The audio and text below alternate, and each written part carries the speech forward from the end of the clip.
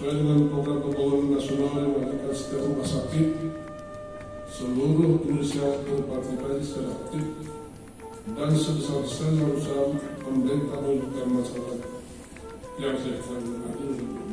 Untuk menunjukkan hal tersebut, maka dibentuklah suatu organisasi perhimpunan rumah sakit seluruh Indonesia atau dikenal dengan sebutan PERSI.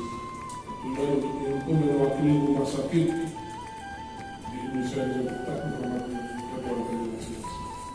Organisasi ini kiranya dapat menyempurnakan pengelolaan rumah sakit demi peningkatan pelayanan bagi masyarakat dan juga sebagai lembaga yang menjaga kepentingan rumah sakit di Indonesia.